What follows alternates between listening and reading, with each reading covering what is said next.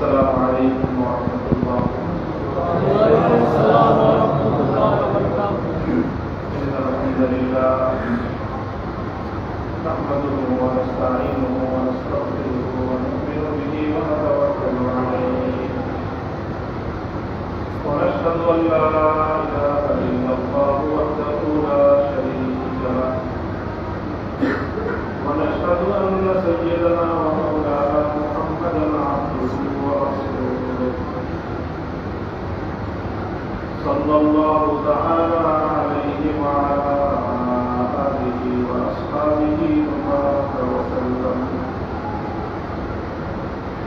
وبارك وسلم تسليما كثيرا. أما بعد فأعوذ بالله من الشيطان الرجيم. بسم الله الرحمن الرحيم.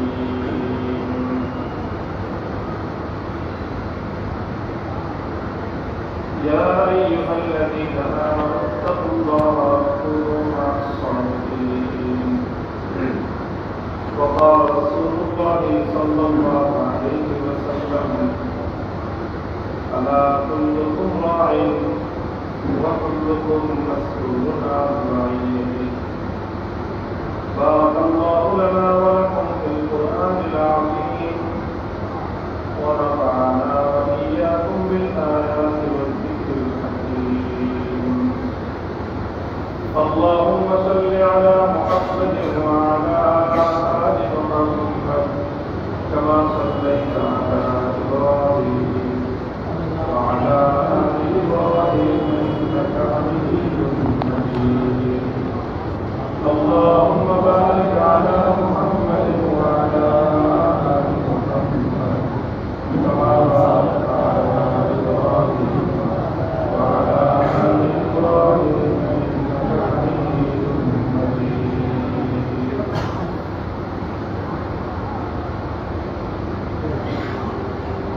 حضرت رسول اکرم صلی اللہ علیہ وسلم আমাদেরকে লক্ষ্য করে একটি কথা বলেছেন, আমাদের জীবনে দৃষ্টিভঙ্গি কেমন হওয়া যায়। নবীজি বলেন, কুল্লুকুম রা'in, তোমরা প্রত্যেকেই দায়িত্বশীল, ওয়া কুল্লুকুম মাসউলুন আন রা'ইয়াতিহি, এবং তোমাদের প্রত্যেককে আল্লাহর নিকট এই দায়িত্বশীলতা হিসাব দিতে হবে, জবাবদিহি করতে হবে। যেমন আমরা কোনো ব্যক্তিকে যদি কোনো কাজের দায়িত্ব দিই, কোনো অথরিটি, কোনো কর্তৃপক্ষ যদি তার নিয়োগকৃত কোনো ব্যক্তিকে কোনো দায়িত্ব দেয়, তবে ব্যাপারটা এমন হয় না যে আমি ইচ্ছা করলে দায়িত্ব পালন করলাম, না করলে করলাম না, ব্যাপারটা এমন হয় না।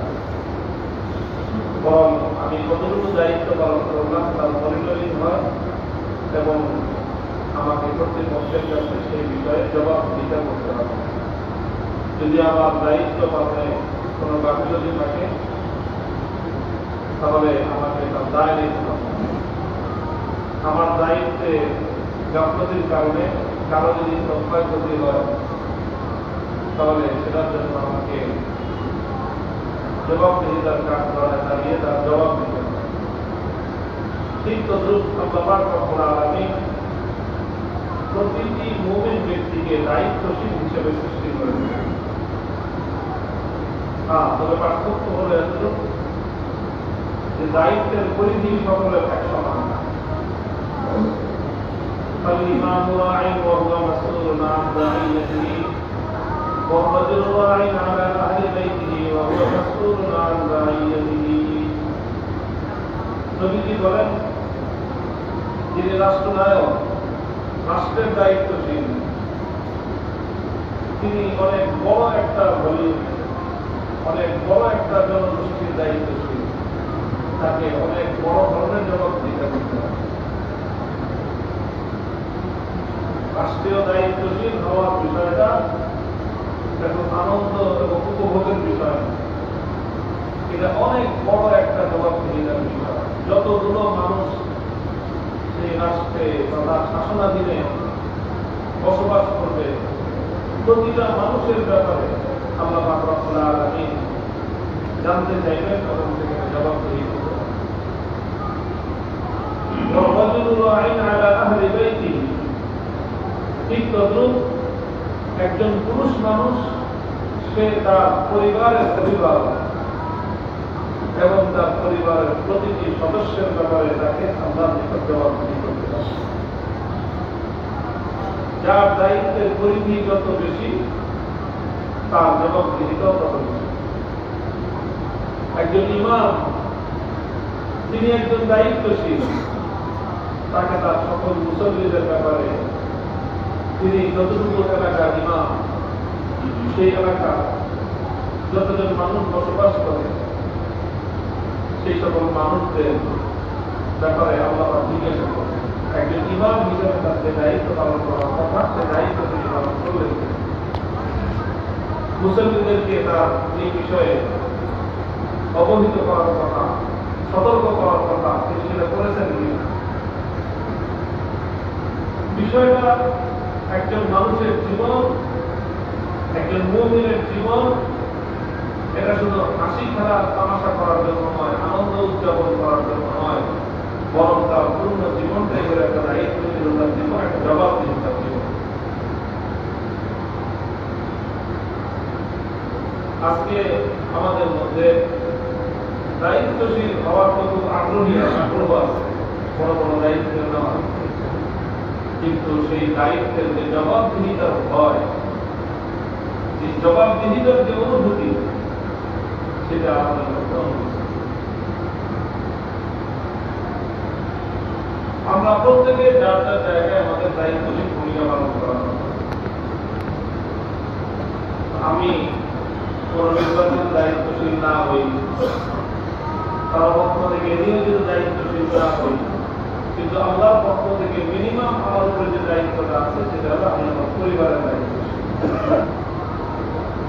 আমার পরিবারে আমার অধীনে যারা অবস্থান করতেছে, এখানে অধীনস্থতাই বলা যায় যে দায়িত্বের দিক থেকে একজন পুরুষ সে তার স্ত্রী, তার সন্তান সন্ততি, তাদের দায়িত্বশীল এবং তাদের প্রতিটি কাজকর্ম সম্পর্কে তাকে আপনার জন্য জবাবদিহি করতে হবে।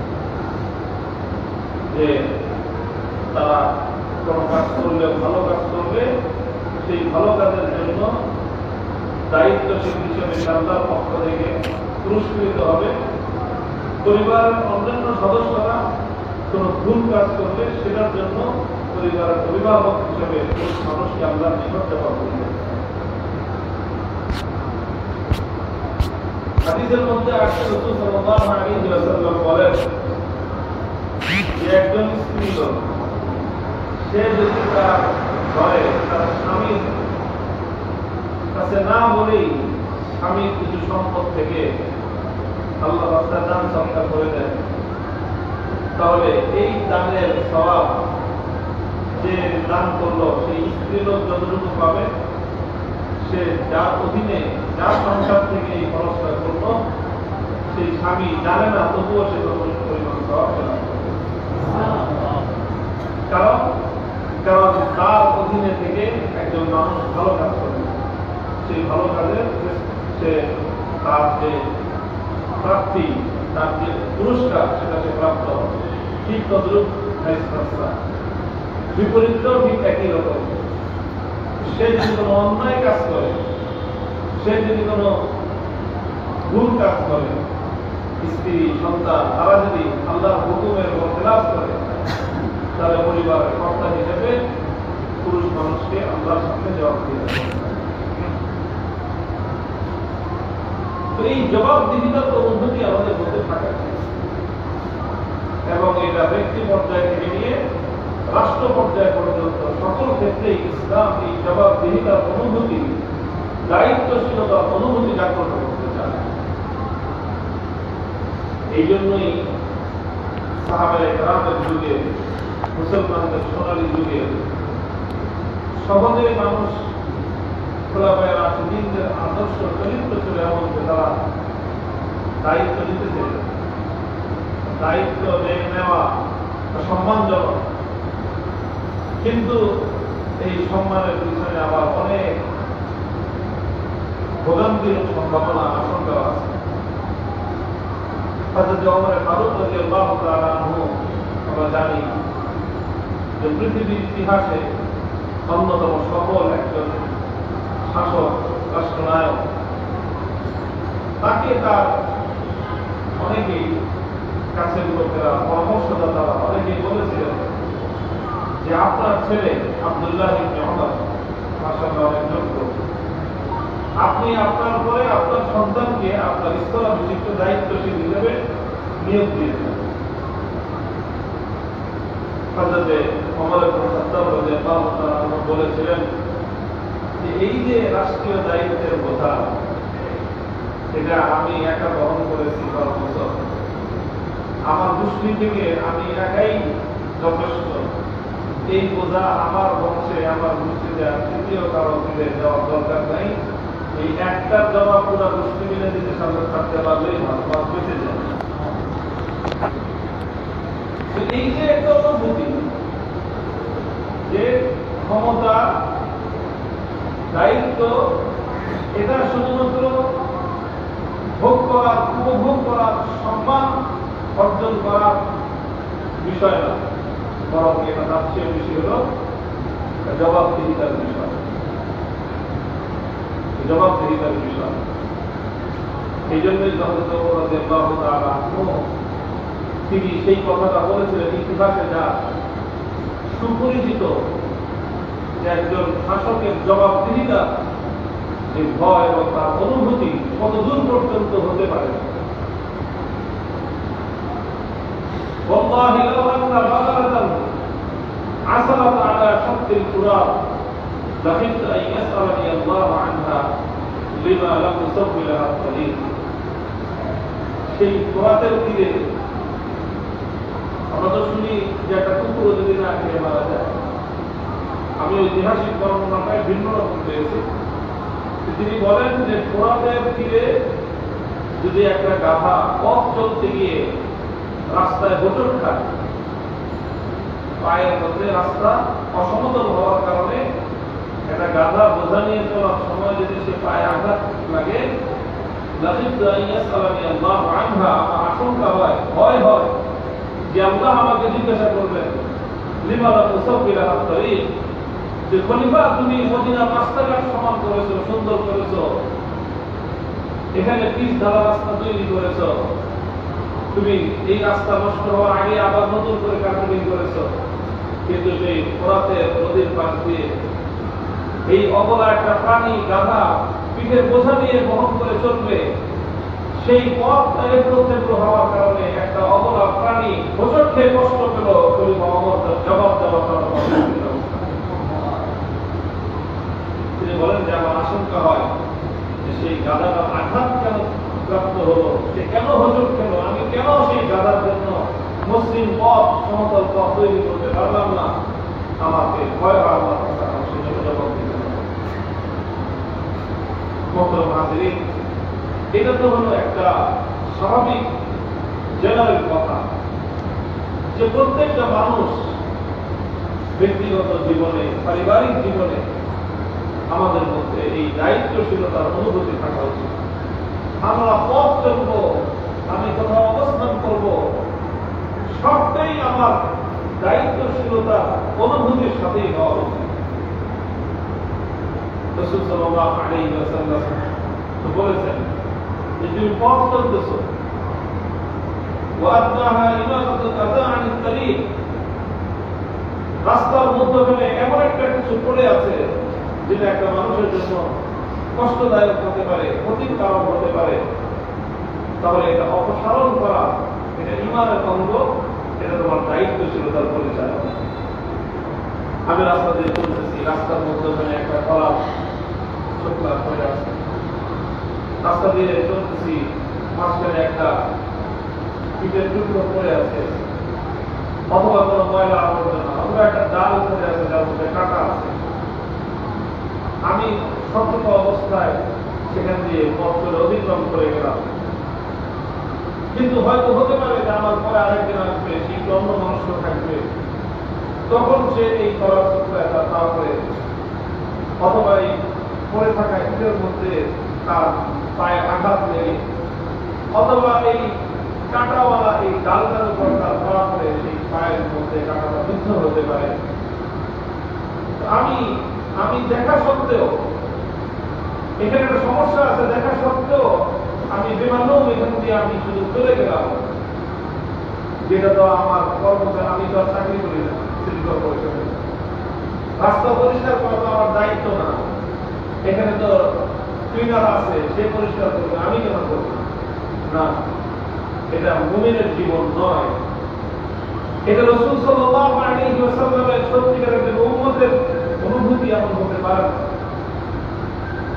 ক্লিনারের কাজ করবে, সিটি কর্পোরেশনের লোকেরা তাদের দায়িত্ব পালন করবে, পথ চলতে গিয়ে আমার কাছে যতটুকু সামনে করবে, আমি যদি সামান্য একটু ভূমিকা পালন করি, তাহলে হয়তো আমার এই ভূমিকার উচিলায় বদৌলতে একজন মানুষ, দুজন মানুষ পথ চলতে গিয়ে কষ্ট থেকে পরিত্রাণ পেয়ে যাবে। এটা আমার জন্য আল্লাহ পাক রব্বুল আলামিনের কাছে সাদাকার সওয়াব হিসেবে লিপিবদ্ধ। এই জন্য মুহতারাম হাজিরিন, মূল মেসেজ হলো যে আমরা প্রত্যেকে দায়িত্বশীল অনুভূতি নিয়ে, দায়িত্বশীলতার একটা মনোভাব নিয়ে আমরা আমাদের জীবনের প্রতিটি পদক্ষেপ, প্রতিটি কার্যক্রম পরিচালনা করবো। আমাদের সকলকে তৌফিক দান করুন। এই দায়িত্বশীলতার মধ্যে এটা একটা বড় দায়িত্বশীলতা আমাদের, যে আমরা যাদের অবদানের দ্বারা, যাদের কৃতিত্বের মাধ্যমে আমরা উপকৃত হয়েছি, যে কোনো ভাবে তাদের প্রতি কৃতজ্ঞ থাকা, তাদের কৃতজ্ঞতা প্রকাশ করা। মানুষ যদি কারো দ্বারা উপকৃত হয়, যে কোনো মানুষের দ্বারা, তাহলে ইসলামের বিধান হলো যে অন্যের দ্বারা সামান্য কিছু উপকার লাভ করবে, যে কোনো ধরনের উপকার লাভ করবে, তখন সে এই উপকার উপকৃত হওয়ার বিষয়টাকে সে গোপন করবে, বরং এটাকে সে প্রকাশ করবে। ইসলামের বিধান হলো নিজে আরেকজনকে উপকার করে নিজেটা সে প্রকাশ করবে না, যে আমি অমুককে এটা করেছি, অমুককে এত টাকা দান করেছি, অমুকের এই কাজটা করে দিয়েছি, অমুকের এই উপকার করে দিয়েছি, নিজের ধর নিজে বাজাবো না। কিন্তু যে অন্যের দ্বারা উপকৃত হবে, সে অন্যের উপকারকে গোপন করবে না, বরং সে সেটাকে প্রকাশ করবে যে অমুকের দ্বারা আমি উপকৃত হয়েছি। সে তার শুকরগুজারি আদায় করবে, তার শুকরিয়া আদায় করবে, তাকে জাযাকাল্লাহ বলবে, তাকে বলবে শুকরিয়া, আপনার শুকরগুজারি আদায় করছেন। রাসূল আকরাম সাল্লাল্লাহু আলাইহি ওয়াসাল্লাম ইরশাদ করেছেন, মান লাম ইয়াশকুরিন নাস লাম ইয়াশকুরিল্লাহ। কোন মানুষের দ্বারা উপকৃত হওয়ার পরে যে সেই মানুষের উপকারের কৃতজ্ঞতা প্রকাশ করলো না, শুকরিয়া আদায় করলো না, শুধু আলহামদুলিল্লাহ বলে আল্লাহ শুকরিয়া আদায় করলো, আল্লাহ বলেন যে আল্লাহর নিকট আল্লাহর ওই শুকরগুজারি গ্রহণযোগ্য নয়। তুমি আগে যে বান্দার দ্বারা উপকৃত হয়েছো, সেই বান্দার উপকার তুমি আগে স্বীকার করো, সেই বান্দার প্রতি আগে তুমি কৃতজ্ঞতা প্রকাশ করো, তার প্রতি আগে তুমি শুকরগুজারি আদায় করো, তারপরে তুমি আল্লাহ পাক রব্বুল আলামিনের শুকরগুজারি আদায় করবা, শুকরিয়া করবা, কৃতজ্ঞতা প্রকাশ করবে, সেটা আল্লাহ পাক রব্বুল আলামিনের নিকট গ্রহণযোগ্য। তো এই শুকরিয়াগুলোর মধ্যে বড় একটা বিষয় হলো যে আমরা যে কোনো জনগোষ্ঠী, যে কোনো মানুষ, যে সকল মানুষের দ্বারা বিভিন্ন সময়ে তারা উপকৃত হয়, যাদের অবদান তাদের উপর থাকে, সেই অবদানগুলোকে স্বীকার করতে হবে। শুধু স্বীকার, মৌখিক স্বীকৃতিও যথেষ্ট নয়, বরং সেখানে কার্যত কৃতজ্ঞতা প্রকাশ করবার কোন সুযোগ থাকলে সেই কার্যত কাজে কর্মে সেই কৃতজ্ঞতাকে বাস্তবায়ন করা, এটাও ইসলামের অন্যতম শিক্ষা। এটা রাষ্ট্রীয় পর্যায়ে থেকে নিয়ে ব্যক্তিগত পর্যায়ে পর্যন্ত। বুখারী শরীফের মধ্যে একটি হাদিস বর্ণিত হয় খলিফাতুল মুসলিমিন ওমর ফারুক রাদিয়াল্লাহু তাআলা তিনি একদিন কোন একটা কাজে এক জায়গায় অবস্থান করছিলেন, ওনার সাথে আরো কিছু মানুষ। সেখানে একজন নারী, একজন মহিলা, তার সাথে বাচ্চা মহিলা আছে, অল্প বয়স হবে। তিনি এসেই খলিফা ওমর ফারুক রাদিয়াল্লাহু তাআলার কাছে তার পরিচয় দিলেন যে আনা বিনতু কুবাহ বিনতি আইমান আল-গিফারি, যে আমি বনু গিফারের কুবাহ বিনতি আইমান নামক এক মানুষ, আমার বাবার নাম, আমি তার মেয়ে। আমার স্বামী মারা গেছে, বদারা কাছে বিয়ে ছিল, ছোট ছোট কয়েকটা বাচ্চা, ইতিম বাচ্চা, আমি তাদের অভিভাবিকা। আমি খুব অভাবে আছি, আপনি আমার এই অভাব পূরণ করার জন্য একটা ব্যবস্থা করেন। এতটুকু কথা বলবেন, আর সাথে একটা তথ্য দিলেন, إنما إن أبي قد شهد الحديبية مع رسول الله صلى الله عليه وسلم, যে আমার বাবা আল্লাহর নবীর সাথে হুদায়বিয়ার যুদ্ধে অংশগ্রহণ করেছে। আমি সেই বাবার কন্যা। আজকে আমি আমার এই ইতিম বাচ্চাদেরকে নিয়ে আর্থিক সংকটে পড়ে গেছি। কথাটা বলতে দেন, হযরত ওমর ফারুক রাদিয়াল্লাহু তাআলা প্রথমত তাকে কথার মাধ্যমে তার কৃতজ্ঞতা প্রকাশ করলেন, বলেন মারহাবান বিন নাসারিল করিম, যে আমি তোমাকে অভিনন্দন জানাই যে তুমি এমন একটা গোত্রে যাদের সাথে আমাদেরও একটা সম্পর্ক আছে, আত্মীয়তার বন্ধন আছে।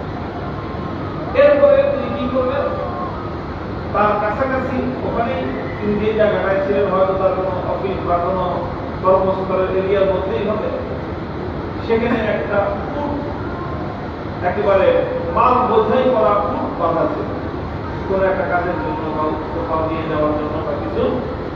সেই উটের পিঠে বেশ পরিমাণ খাদ্য, বস্ত্র এবং নগদ টাকা পয়সা সহ।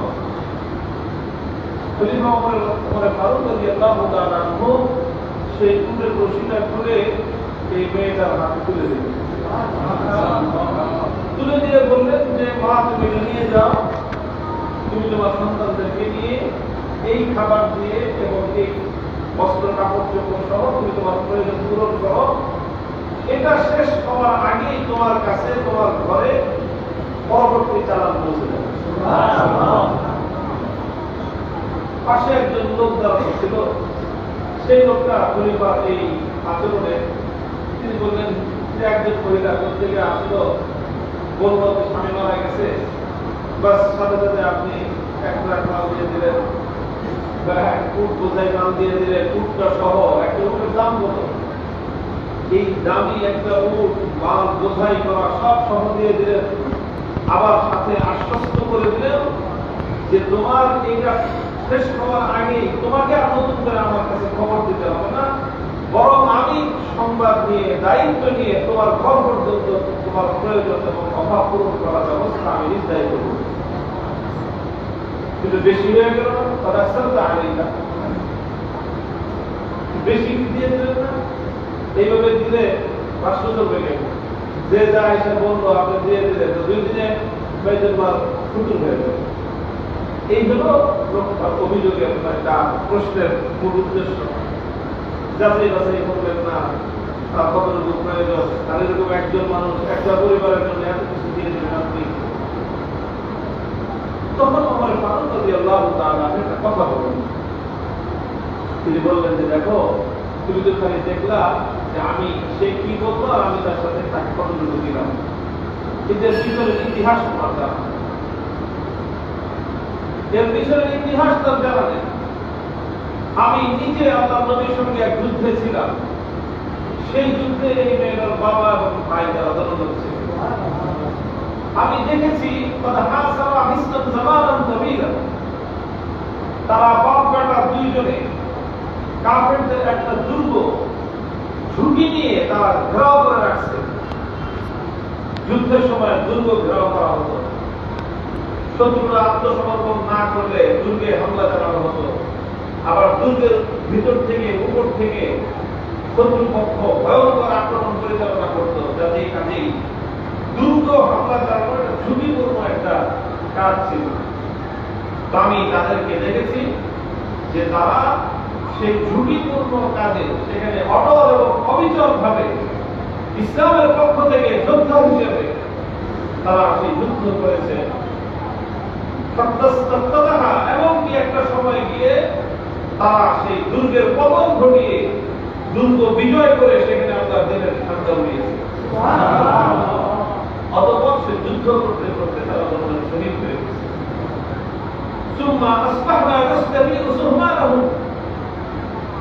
তারা তো শহীদ হয়ে গেল, জীবন দিয়ে দিল। তাদের জীবনের বিনিময়ে, তাদের শাহাদাতের বিনিময়ে আমরা যে বিজয় অর্জন করলাম, তারপরে সেই বিজয়ের পর আমাদের অনেক গনিমতের মাল আমাদের হাসিল হলো। সেই গনিমতের মাল দিয়ে আমরা জাতি হিসেবে সমৃদ্ধ হলাম, আমাদের অর্থনৈতিক সমৃদ্ধি অর্জিত হলো। জাতি আমরা মুসলমানরা মাথা উঁচু করে বিজয়ের কেতন ঘোরালাম, আমাদের অর্থনৈতিক সমৃদ্ধি অর্জন হলো। এগুলো আমি দেখেছি। তো যাদের ত্যাগে, যাদের রক্তের বিনিময়ে, যাদের জীবনের বিনিময়ে আজ মুসলমানরা পৃথিবীতে মাথা উঁচু করে দাঁড়িয়েছে, বিজয়ী জাতি হিসেবে প্রতিষ্ঠিত হয়েছে, সেই একজন মানুষের কন্যা আর অভাবগ্রস্ত অবস্থায় থাকবে। সে তার সন্তান নিয়ে, তার ছোট ছোট বাচ্চাদেরকে নিয়ে সে ক্ষুধার্ত অনাহারে থাকবে। আর আমরা তাদের বাপ ভাইয়ের ত্যাগ আর কোরবানির বিনিময়ে অর্জিত বিজয়ের সম্পদ দিয়ে আমরা জাতি হিসেবে আমরা বড় বড় দায়িত্বশীল আমরা ভোগ বিলাস করবো। আল্লাহ পাক রব্বুল আলামিনের কাছে জবাব দেওয়ার সুযোগ। এই জন্য আমি তাকে যতটুকু করেছি এটা আমার দায়িত্ব ছিল, আমি সংবাদ দিতে পারি নাই। আমাকে তার এসে বলতে হয়েছে, এটাই তো আল্লাহর কাছে কি জবাব দিলাম, সেটা কি আতঙ্কগ্রস্ত আমার ভয়। আবার তুমি বলতেছো সংবাদ পাওয়ার পরেও তার সকল ভরণ পোষণের দায়িত্ব আমার এবং আমার রাষ্ট্রের গ্রহণ করা আমাদের কর্তব্য। এই জন্যই আমি তাকে যা দিয়েছি, এবং যতদিন পর্যন্ত তার এই প্রয়োজন পূরণ না হবে, দ্বিতীয়বার তার আসতে হবে না আমার কাছে, দ্বিতীয়বার তার অ্যাপ্লিকেশন করতে হবে না, আমাকে অবহিত করতে হবে না, বরং তার সংবাদ দেওয়া আমার দায়িত্ব, তার অভাব সম্পর্কে অবগতি লাভ করা আমার দায়িত্ব, এবং সেই অভাব পূরণের যাবতীয় ব্যবস্থা গ্রহণ করা আমার দায়িত্ব।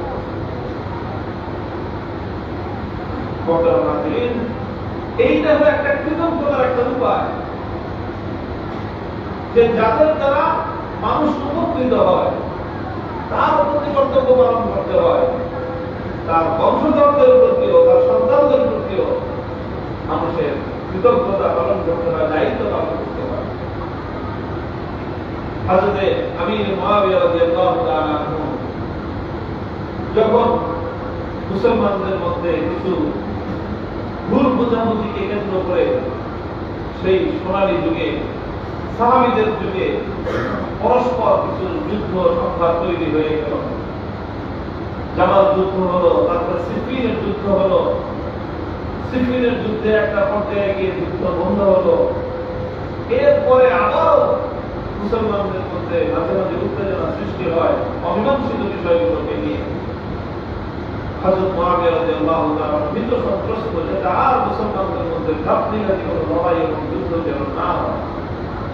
কিন্তু কিছু মানুষ ওনাকে উৎসাহ দেয়, উত্তেজিত করে, উস্কানি দেয়, যে আরে এখন তো আপনার শক্তি বেশি, টাকা জিতে যাবে,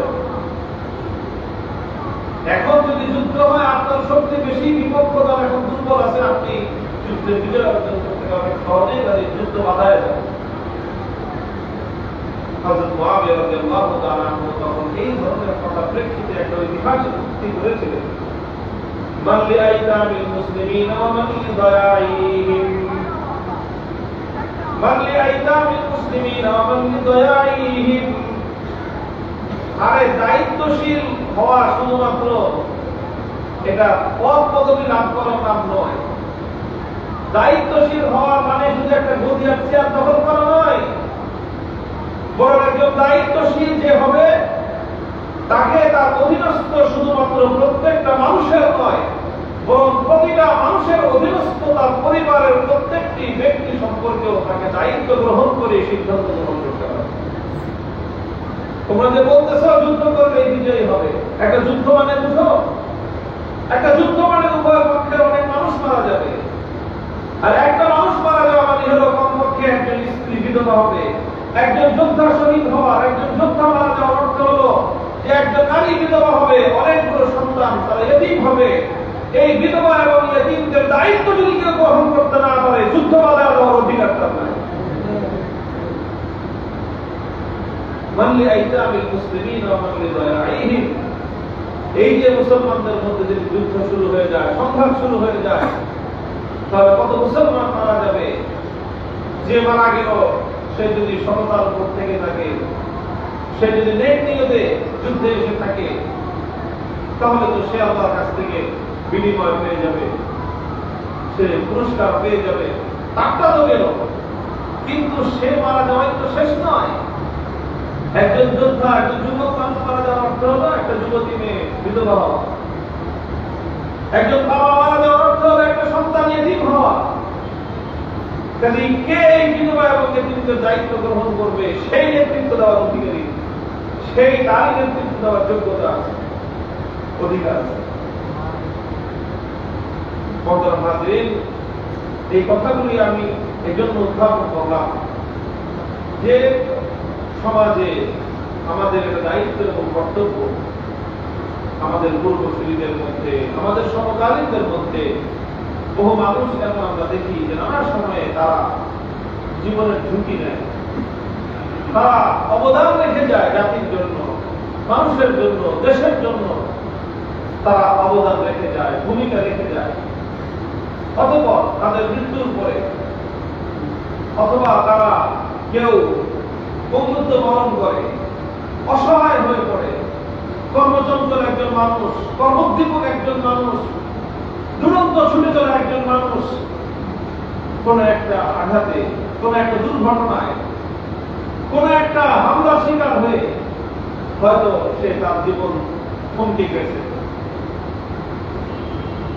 তার জীবন থমকে গিয়েছে, এখন সে আর চলতে পারে না, এখন সে আর কর্মক্ষম নাই। যে লোকটা দুরন্ত ছুটে চলত পথের পর পথ, এখন বিছানার উপর শুয়ে থাকাই তার জীবনের একমাত্র অবস্থা হয়ে দাঁড়িয়েছে। এই সকল অসহায় মানুষ, ক্ষতিগ্রস্ত মানুষ, আহত মানুষ, পঙ্গু মানুষ, অন্ধত্ব বরণকারী মানুষ, যারা কল্যাণের জন্য এই কাজগুলো করবে, গোটা জাতির পক্ষ থেকে তাদের প্রতি কৃতজ্ঞতা প্রকাশ করা এটা অবধারিত এবং ফরজ হয়ে দাঁড়ায়, অবশ্যম্ভাবী দায়িত্ব এবং কর্তব্য হয়ে দাঁড়ায়। এবং তাদের পরিবার পরিজন ক্ষতিগ্রস্তদের প্রতি দায়িত্ব পালন করাটা এটা তাদের প্রতি, তাদের অবদানের প্রতি সম্মান প্রদর্শন করা অপরিহার্য অনুসরণ হয়ে দাঁড়ায়। এই জন্য এই যে কথায় কথায় আসে, যেই সকল আমাদের যারা আমরা একটা সুন্দর সমাজ, একটা সুশৃঙ্খল জাতি, একটা শান্তিপূর্ণ সমাজ উদ্ধার হওয়ার জন্য, নানা অন্যায় অবিচার জুলুম থেকে নিষ্কৃতি পাওয়ার জন্য যেই সুফল গোটা জাতি ভোগ করতেছে, অথচ এখানে জীবন দিতে হয়েছে কিছু মানুষকে, রক্ত দিতে হয়েছে কিছু মানুষকে, পঙ্গুত্ব বরণ করতে হয়েছে কিছু মানুষকে, চোখের দৃষ্টি হারাতে হয়েছে কিছু মানুষকে। সেই সকল মানুষগুলোর প্রতি জাতি হিসেবে আমাদের কৃতজ্ঞতা বোধ থাকা উচিত। অকৃতজ্ঞ জাতিকে আল্লাহ পাক রব্বুল আলামিন পছন্দ করেন। অকৃতজ্ঞ জাতিকে আল্লাহ পাক রব্বুল আলামিন আল্লাহ পছন্দ করেন না এবং আল্লাহ তাদেরকে রহম করেন না, দয়া করেন না। এই জন্য বিভিন্ন সময় একেবারে ঐতিহাসিক ভাবে জাতির জন্য, দেশের জন্য যারা অবদান রাখবে, ভূমিকা রাখবে, তাদের প্রতি এবং তাদের পরিবার পরিজনের প্রতি, বিশেষ করে তাদের কোন অসহায় সন্তান সন্ততি বা এমন কোন মানুষ, স্ত্রী, পরিজন যারা অভাবগ্রস্ততার মধ্যে রেখে যায়, আর্থিক সংগতি নাই, জীবন চলার অবলম্বন নেই, তাহলে সেটার ব্যবস্থা করা, সেটার জন্য চেষ্টা করা আমরা সকলের দায়িত্ব এবং কর্তব্য করা। আমাদের বিগত দিনগুলোতে এরকম অনেক ঘটনা আছে। বিগত বছরের জুলাই এবং আগস্টে দেশকে জুলুম মুক্ত করার জন্য, অপশাসন থেকে মুক্ত করার জন্য অন্যায়ভাবে বহু মানুষ জীবন দিতে হয়েছে। সেই মানুষগুলোর আমাদের যাদের যতটুকু জানা আছে, এটা শুধুমাত্র রাষ্ট্রেরই দায়িত্ব নয়, রাষ্ট্রের দায়িত্ব আছে, রাষ্ট্রের যেরকম দায়িত্ব আছে এবং এর সুফল ভোগী আমরা সকল মানুষ, সকলের ব্যক্তিগতভাবে দায়িত্ব আছে। আমাদের খোঁজখবর রাখা উচিত সকল মানুষগুলো। এরও আগে নানা সময় আরো অনেক কল্যাণের ভূমিকা রাখতে গিয়ে 2013 সালে শাপলা চত্বরে আল্লাহ নবীর প্রেমের পরীক্ষা দিতে গিয়ে, নবীর ইজ্জতের হেফাজত করতে গিয়ে অনেক মানুষ জীবন দিয়েছে।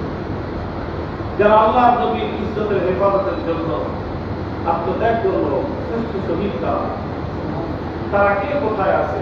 আমাদের জানা মতে যদি কেউ এরকম থেকে থাকে, অনেকে অনেক আহত অবস্থায় বন্ধুত্ব বরণ করে তাদের জীবনের গতি পরিবর্তন হয়ে গিয়েছে। অনেক কর্মঠ মানুষ ছিল, তারা এখন কর্ম করতে পারে না, তারা এখন একেবারে প্রতিবন্ধী মানুষের পরিণত হয়েছে।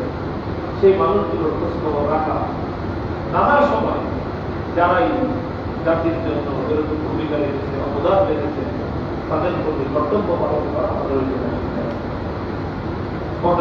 আমি আলোচনা দীর্ঘায়িত করছিলাম। যেখান থেকে কথা শুরু করেছিলাম, আলা কুল্লুকুম রাইন ওয়া কুল্লুকুম মাসউলুন আন রাইয়াতিহি, ফাল ইমামু রাইন ওয়া হুয়া মাসউলুন আন রাইয়াতিহি, ওয়া রাজুলু রাইন আলা আহলি বাইতিহি ওয়া হুয়া মাসউলুন আন রাইয়াতিহি, ওয়াল মারআতু রাইয়াতুন আলা আহলি বাইতিহা ওয়া হিয়া মাসউলাতুন আন রাইয়াতিহা।